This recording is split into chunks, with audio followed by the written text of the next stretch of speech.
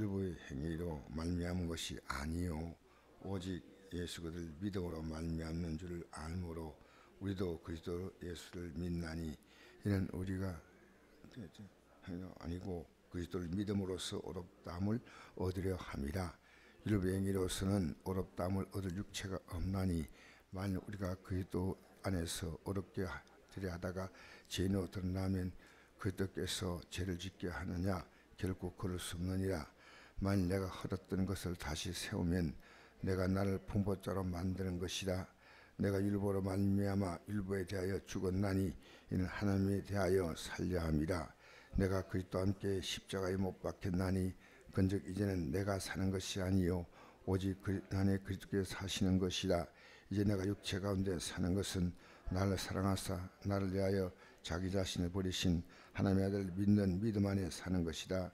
내가 하나님의 은혜를 패하지 아니하노니 만일 어렵게 되는 것이 일부러 말미암으면 그리스도께서 헛되이 죽으셨느니라. 아멘. 우리가 예배당에 나와서 신앙생활 하다 보면 내가 예수를 믿는다는 생각을 갖습니다. 근데 예수를 믿는다는 것이 얼마나 어려웠냐를 제가 오늘 말씀드리겠습니다. 예수 여러분이 믿도록 마귀가 가만둘 것 같으냐면 그렇지 않습니다. 지금 오늘 이 내용은 베드로 사도가 율법으로 어렵다함을 얻으려고 했기 때문에 이 사도 바울이 믿음의 대선배인 베드로를 책망하는 내용입니다. 그래서 우리 11절 한번 같이 볼까요? 11절 시작.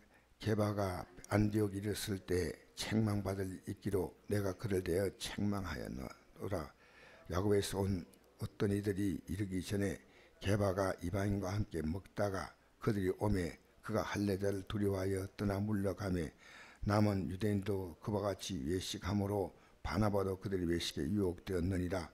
그럼 나는 그들이 복음의 진리를 따라 바르게 행하지 아니함을 보고 모든 자 앞에서 게바에게 이르되 내가 유대인으로서 이방인을 따르고 유대인답게 살지 아니하면서 어째 억지로 이방인을 유대인답게 살게 하려 하느냐. 너라 우리는 본래 유대인이요 이방 죄인이 아니로되 사람이 어렵게 되는 것은 율법의 행위로 말미암은 것이 아니요 오직 예수 그들 믿음으로 말미암은 줄 알므로 우리도 예수 그들 믿나니 이는 우리가 율법의 행위로서가 아니고 그들 믿음으로 어렵다함을 얻으려 함이라. 아마 여기까지 읽겠습니다. 여러분, 게바란 말은 베드로의 또 다른 이름이에요. 이 게바란 이름이 성경에는 이렇게 등장하는데 바로 베드로를 이야기하고 있는 겁니다. 이 베드로 사도가 바울에게는 비교할 수 없는 큰 인물입니다. 근데 이 내용을 언제 이렇게 말했냐면요. 2장 1절 한번 볼까요? 1절. 이것이 베드로 사도가 언제 이런 말을 이렇게 책망받냐면 한번 읽어봅시다. 2장 1절 시작. 14년 후에 내가 바나바와 함께 디도를 데리고 다시 예루살렘에 올라갔나니. 자, 이 14년이라는 것은 사실은 그가 예수 믿고 변화된 시점에서부터 14년이 경과됐습니다. 그렇게 그는 예수님이 십자가에 못 박히고 난 다음에 사실을 믿는 자를 비판하고 있기 때문에 14년은 적어도 베드로 사도가 성령 받고 15년 이상 경과됐던 얘기입니다. 성령 받고 나서 핍박이 시작됐으니까 예수 믿고 이 사울이 사도 바울의 그 옛날 이름이 사울 아닙니까? 사울이 변화된 것. 적어도 14년 후에란 말은 베드로 시집에서 볼 때는 15년 예수님을 성령 받고 나서 변화되고 난 다음에 그가 15년이 지나서 지금 이 책망을 받은 거예요. 그럼 15년 같으면 예수님을 따라다니는 3년을 합하면 적어도 18년이 지났다는 겁니다. 아직도 예수님이 누군지 몰라요. 여러분, 우리 예수님 믿는다 하면 믿는 것처럼 생각하는데 그렇지 않습니다. 예수를 완벽하게 붙잡지 못하면 구원 안 합니다. 이겁니다. 지금 예수님의 공로밖에 없다는 겁니다. 우린 예수님 앞에서 뭔가 얻으려고 하는 종교적인 마음을 갖고 있습니다. 종교. 진짜 우린 예수님과는 이 땅에서 그와 함께 고난을 받는 겁니다.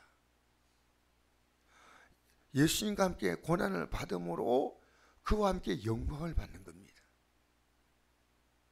너희가 나와 함께 고난을 받으면 영광이 있다. 이게 예수님께서 우리에게 하신 거예요. 나를 따라오라. 나를 따라오라. 나를 믿으라 하지 않았습니다. 그럼 믿는다 하면 될 거 아니겠습니까? 마태복음 16장 24절 베드로 사도가 예수님 십자가 못 지게 만들 때 예수님은 베드로 보고 사단아 너희들은 물러가라 그렇지 않습니까? 그리고 말씀하시기를 이에 예수께서 제자들에게 이르시되 누군지 나를 따라오려거든 자기를 부인하고 자기 십자가를 치고 나를 따를 것이다. 누군지 제 목숨을 구원하고자 하면 잃을 것이요 누군지 나를 위하여 제 목숨 잃으면 찾으리라. 난 너희를 위해서 내 목숨 내놨다. 너희들 구원하려고. 너희들도 이 믿음 앞에서 목숨도 내놓으라는 겁니다.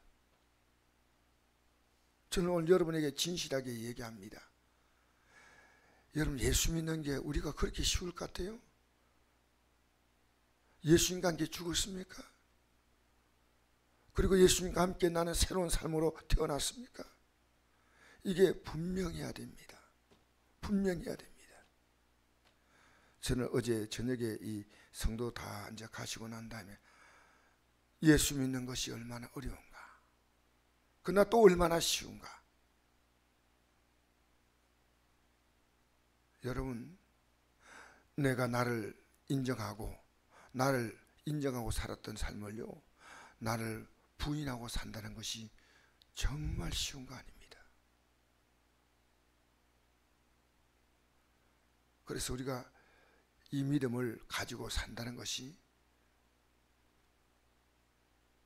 쉽다면 좁은 길이라고 말하지 않습니다. 여러분, 히브리서 10장 25절에 모이기를 힘쓰라 할 때 모이기를, 그날이 가까울 보고 올수록 모이기를 힘쓰라. 그날이 어떤 날이냐면 우리가 주님 만나는 날입니다. 주님이 우리를 만나러 오거나 내가 주님 만나러 가거나. 내가 분명히 말씀드려요. 여러분, 과거에 살았던 나는 비록 내가 옛사람이 불쑥불쑥 올라오지만 이건 아니야, 이건 아니야 라고 단호하게 말할 수 있어야 됩니다. 옛사람이 올라옵니다. 그러면 사도와 같이 나는 날마다 죽는다.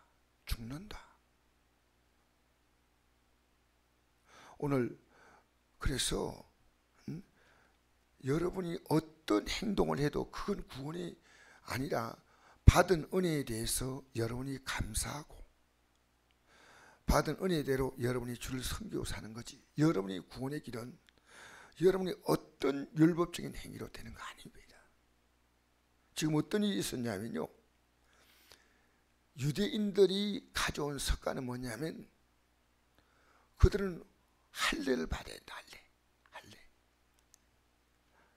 할례라는 종교의식이 있는데 그걸 반드시 받아야 된다. 근데 태어날 때부터 유대인은 할례를 받았어요. 태어나면 바로 받으니까. 8일 만인가 할례를 받지 않습니까? 근데 이방인들은 할례 받은 사람이 없어요. 그러니까 베드로 사도가 유대인들이 나타나니까요, 이방인같이 음식을 먹다가 갑자기 싹 유대인이 뭐 소리가 들리고 이러니까요 싹 숨어버린 거예요. 그것을 바울이 정확히 본 거예요. 왜냐하면 아직도 그 당시에 유대인들은요, 할례를 받아야 된다는 의식을 갖고 있는데 그들 앞에서 사람을 의식한 거예요. 사람을 의식하는 거예요. 여러분 신앙생활요, 제발 여러분 사람 의식하지 마세요. 그리고 우리가 이 히브리서 10장 25절에 왜 우리가 모여야 하느냐면요, 이 10장 25절 앞에 보면 예수 그리스도의 피를 입어 성소에 들어갈 담력을 얻었다는 말입니다. 담력. 예수의 피의 공로를 붙잡은 사람들은요, 자꾸 모여서 서로 이 믿음을 계속해서 독려해 줘야 되는 거예요. 그래서 신앙생활은 혼자 안 됩니다. 혼자 할 수 있겠지만 신앙생활은요, 여러분 보세요. 바울이 신앙생활 할 때 항상 뭡니까? 디도, 또 디모데, 또 실라, 또 바나바, 이렇게 팀워크를 이루었어요. 이렇게 같이 믿음의 사람의 팀워크 이루면요, 나의 부족함을 그가 보고 그가 부족함을 또 내가 보면서 서로 믿음에 격려해 주는 겁니다. 예배가 내 믿음이 내 육을 중시로 움직이는가, 이걸 확인하는 게 우리 예배입니다. 예배 나와서 우리는요, 세상은 끊임없이 주님 떠나도록 영적으로 우리를 붕해해 주는 거예요. 세상의 모든 시스템은요, 하나님 떠나라는 겁니다. 세상이 귀하다는 겁니다.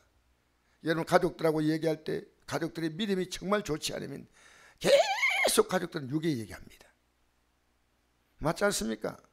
근데 여러분 영의 말로 맞장구 칩니까? 내가 영적으로 충만하면요, 그들과 같이 막 대화할 수 있어요. 아니다 막 이렇게 할 수 있는데, 내가 약해지면요, 그들의 말에 내가 휩쓸립니다. 저도 감사한 게요, 여러분이 오늘 이 아침에 나오기 때문에 제가 또 무장하는 거예요. 그래서 모이기를 힘쓰는 겁니다. 여러분 세상은 힘써서 모이는 거 아닙니다. 그냥 모여요. 직장에 모이고 학교 모이고. 예수 믿는 것은요, 힘을 써서 모여야 된다. 힘을 써서. 아시겠습니까? 힘을 써서 모여야 된다. 모이기를 힘써라. 우리 교회 올해 실제 목표 첫 번째 아닙니까? 모이기를 힘써라.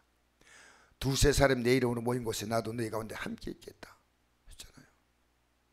난 여러분에게 베드로 사도가 67주에 순교당했어요. 그리고 60세 베드로 사도가 베드로 전서를 기록했습니다. 주님과 그렇게 오래 있으면서도 아직도 그는 예수님의 십자가 공로로 구원받는다고 말하는 사람이 누굽니까? 베드로 사도입니다.